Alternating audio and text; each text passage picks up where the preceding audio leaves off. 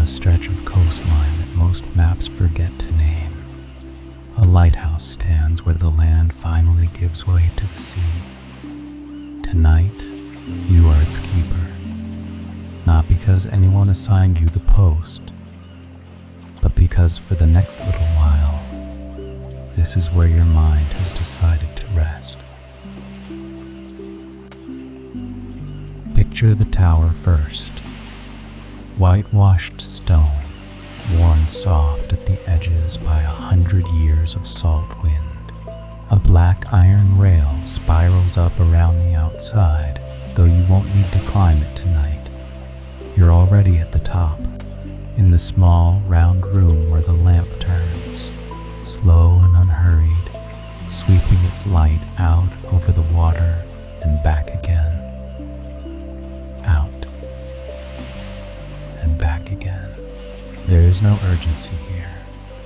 That is the first thing to understand about this place. The lighthouse has one job, and it has done that job every night for longer than anyone living can remember. And it will do it again tonight, and it does not worry about tomorrow. You can let some of that steadiness settle into you now. You do not have to hold anything tightly here. Whatever you were carrying when you closed your eyes, you can set it down on the stone floor beside you. It will still be there in the morning, unharmed, and so will you. Let your shoulders soften, let your jaw unclench, just slightly, the way it does right before sleep actually arrives. You did enough today. Whatever got finished, and whatever didn't will wait, patiently, the way the sea waits, the way the lighthouse waits. Listen to the sound underneath, far below, meeting the rocks in that same rhythm it has kept since long before this tower was built. A slow inhale of water drawing back over stone, a soft exhale as it returns, in and out, almost exactly the pace of your own breath, if you let it slow down to meet it. You step out onto the narrow walkway that circles the lamp room, one hand resting on the cool iron rail. The night air touches your face, not cold, exactly, just clean, carrying the mineral smell of salt and the faint sweetness of something blooming somewhere on the cliffs behind you. Above, the sky has gone the deep, soft, blue-black of true night, scattered with more stars than you remember your city ever showing you. No rush of traffic reaches this far, no notifications, just the light turning and the sea breathing. Far out past the reach of the beam, you can just make out the small shapes of fishing boats, already home for the night, their lanterns dim points of gold bobbing gently at anchor. Everyone out there has finished their work too. The whole coast tonight is settling. You were not always this calm, you know that. Most days ask more of you than this. Sharp edges, deadlines, the low hum of things left undone. But the lighthouse does not ask anything of you tonight except to notice the light and the water and your own breath slowing. That is enough. That has always been enough. Repeat, if it helps, the way the keepers before you must have, generation after generation, standing in this exact spot. I am allowed to rest. I do not have to earn this quiet. The work will still be here. I do not have to be anywhere else right now. The lamp turns behind you, its long beam sliding out across the black water, touching the waves for a moment and moving on, patient, unbothered, certain of its own rhythm.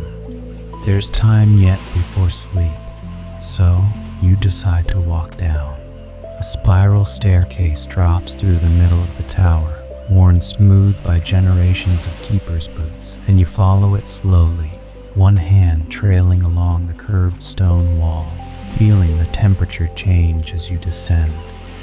Cooler air, the smell of the sea growing stronger with every turn. At the bottom, a heavy wooden door opens onto a narrow path of packed sand and seagrass, lit only by the lamp's beam sweeping overhead every few seconds, and, in between, by more stars than any city sky could hold. You step out into it barefoot. The ground is cool and a little damp, softer than you expected, and it doesn't ask anything of you either.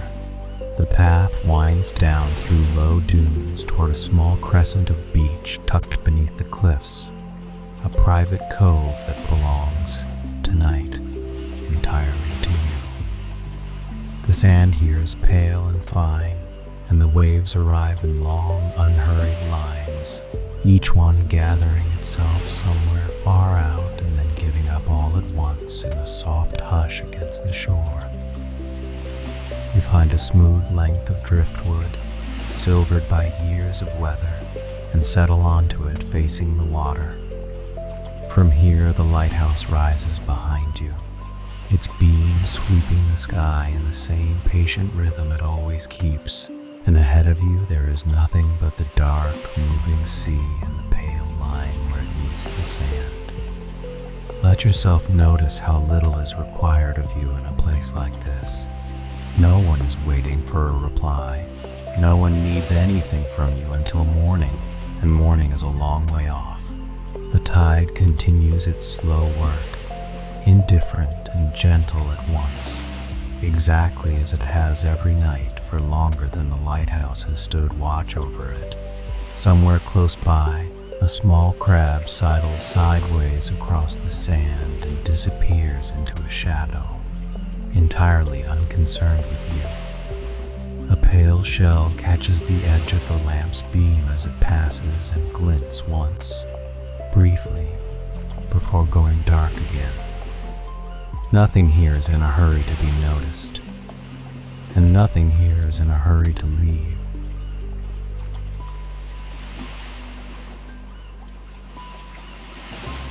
You did not always know how to sit still like this. There was a version of you not so long ago who would have found this kind of quiet unbearable, who would have reached for something to fill it.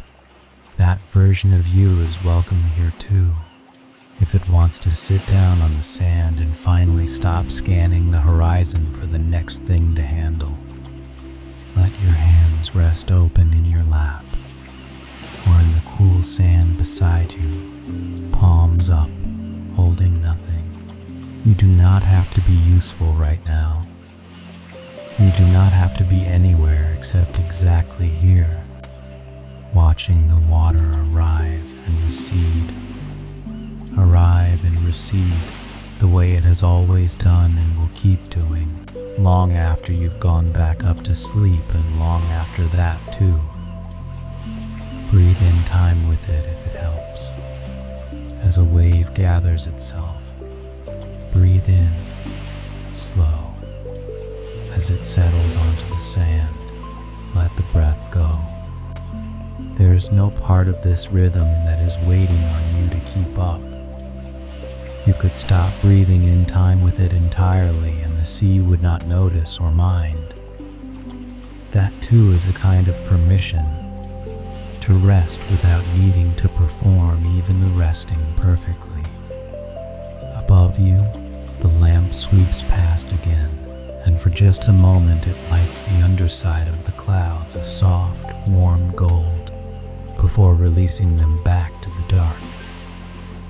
You watch it happen once, twice, a third time. Each pass a little less interesting to track, a little easier to simply let happen at the edge of your awareness instead of the center of it. You are allowed to let your mind go quiet here the way the coastline has gone quiet, You are allowed to stop keeping track of the things you usually keep track of. The tide will still come in. The lighthouse will still turn. Whatever you have not yet finished will still be there tomorrow, unharmed by the fact that you rested tonight instead of finishing it.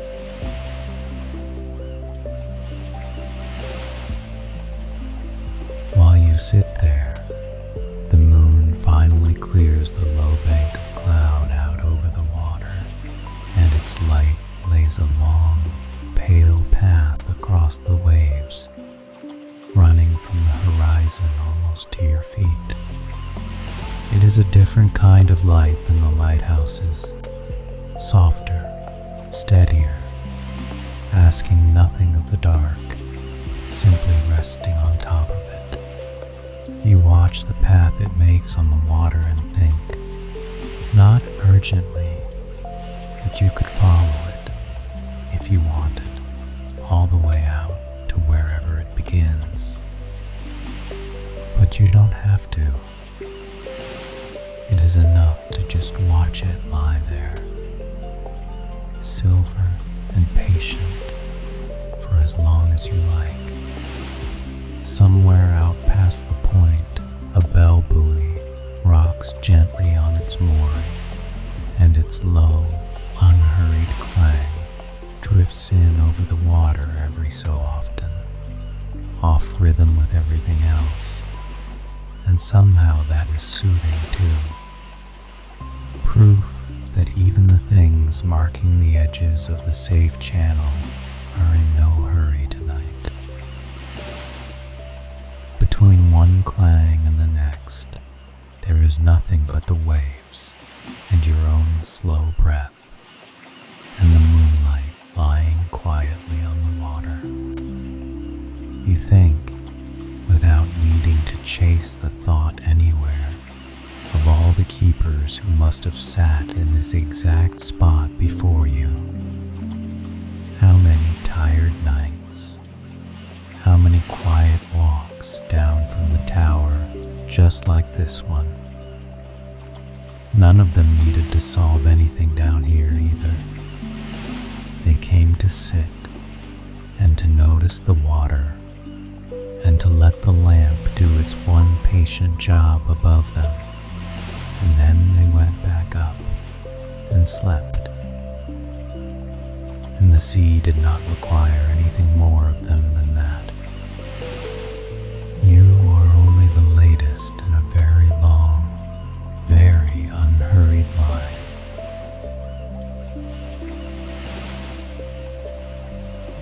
A light breeze moves across the cove, carrying salt and the cool mineral smell of wet sand, and it passes over you the way it has passed over everyone who has ever sat here, without singling you out, without asking you to be anything other than a body breathing quietly by the water.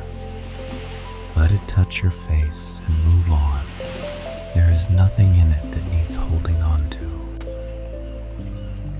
When you're ready, and there is no clock down here to tell you when that is, you rise from the driftwood, brushing the cool sand from your palms, and turn back toward the path. The lighthouse waits above you, patient as ever, its light still turning, still sweeping the water in the same unhurried arc. You climb back up the winding trail through the dune grass, unbothered by the dark, because the beam finds you every few seconds and lets you go again, the way it always has. Partway up, you pause once more at a bend in the path where the whole cove opens up below you. The pale crescent of sand, the driftwood you just left, the moon's silver road still lying across the water, unbroken. You take one slow breath of all of it, the way you might close a door quietly behind you so as not to disturb a sleeping room, and then you continue on, unhurried, back toward the light. inside now, back in the small round room at the top of the tower. There's a narrow cot tucked against the curved wall, worn quilts, a single soft pillow, the kind of bed that has held 100 years of tired keepers through 100 years of long nights. It's yours tonight. You lower yourself into it, and the mattress gives just slightly, cradling the shape of you the way it has learned to cradle every shape that ever lay down here.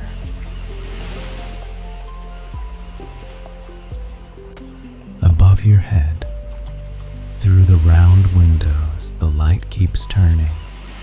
You can watch it if you want. The slow gold sweep crossing the ceiling every few seconds, out over the water and back, out and back. Or you can simply close your eyes and know it's still happening, faithfully, without your help. Somewhere below, a clock in the keeper's quarters ticks softly, unhurried, matched almost perfectly to the rhythm of the waves. Tick, wave in, tick, wave out. Nothing here is racing. Nothing here needs you to keep up with it. Let your body remember, now, that it is allowed to be heavy. Your legs sinking slightly into the quilts. Your arms loose at your sides, not holding on to anything. Your breath slower now than it was even a few minutes ago, moving in time with the sea outside. You did not fail today by resting tonight. You are not falling behind by letting your eyes close. The lighthouse has taught its keepers night after night for a century that rest is not the absence of the work. It is what makes the next day's work possible at all. There is no lamp that burns forever without also, sometimes, being tended, refueled, allowed to sit quiet in the daylight. Tonight is your quiet. If a thought from the day surfaces, an email unanswered, a conversation replayed, a small worry about tomorrow, let it drift past the way a single wave drifts past the base of the tower. It touches the rocks. It recedes. It doesn't need you to chase it out to sea and bring it back in. Just let it come and let it go, the way the keepers before you must have let 1,000 small worries come and go across 1,000 nights just like this one. You are safe here. The light is turning. The sea is breathing. Nothing is required of you except this: to rest. On the small table beside the cot sits an old logbook, its cover soft with handling, filled with 100 years of other keepers' handwriting. Brief notes about weather, about ships passed safely in the night, about nothing much at all. You don't need to read it to know what it holds. Night after night of people doing exactly what you're doing now, closing their eyes, trusting the lamp to keep turning without them. Tonight's entry doesn't need any words. The rest itself is the entry. Let the weight of the day settle out of you now, one place at a time. The way sand settles once the tide stops disturbing it. Your feet, done walking for tonight, grow warm and heavy in the quilts.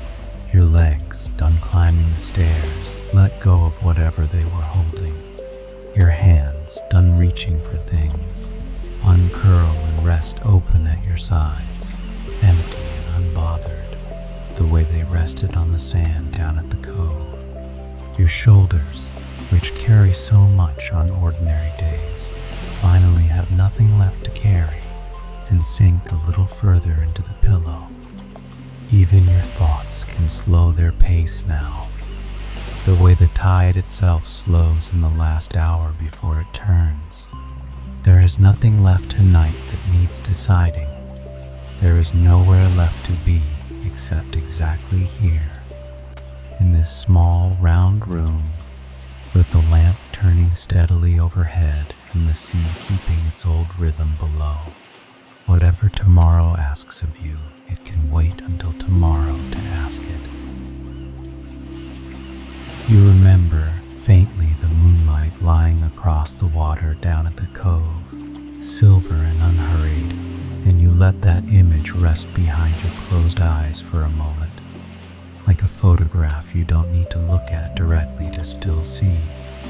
The bell buoy's slow, off-rhythm clang, the small crab vanishing into shadow, all of it is still down there, patient, unbothered by whether you're awake to watch it. You don't have to hold on to any of it. It will keep without you.